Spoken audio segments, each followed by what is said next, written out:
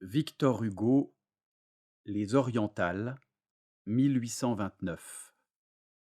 Égypte.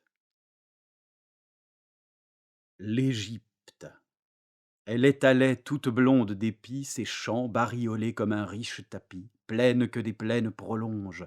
L'eau vaste et froide au nord, au sud le sable ardent, se dispute l'Égypte. Elle rit cependant entre ces deux mers qui la rongent. Trois monts bâtis par l'homme au loin perçaient les cieux d'un triple angle de marbre et dérobaient aux yeux leurs bases de cendres inondées. Et de leur faîte aiguë jusqu'au sable doré allait s'élargissant leur monstrueux degré fait pour des pas de 6 coudées. Un sphinx de granit rose, un dieu de marbre vert les gardait sans qu'il fût vent de flamme au désert qui leur fit baisser la paupière.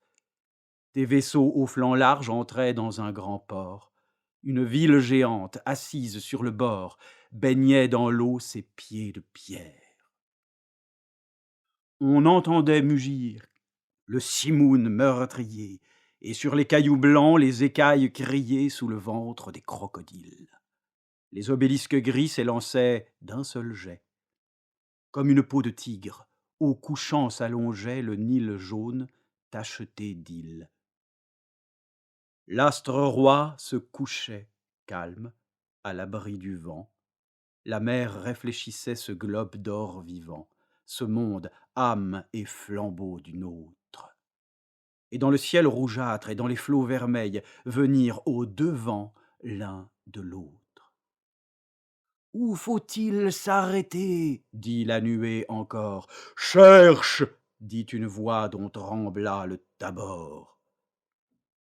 Du sable, puis du sable, le désert, noir chaos, toujours inépuisable, en monstre, en fléau. Ici rien ne s'arrête. Ces monts à jaune crête, quand souffle la tempête, roulent comme des flots. Parfois, de bruits profanes troublant ce lieu sacré, passent les caravanes d'Orphir ou de Membré. L'œil de loin suit leur foule qui, sur l'ardente houle, ondule et se déroule comme un serpent marbré. Ces solitudes mornes, ces déserts sont à Dieu. Lui seul en sait les bornes, en marque le milieu. Toujours plane une brume sur cette mer qui fume et jette pour écume une cendre de feu.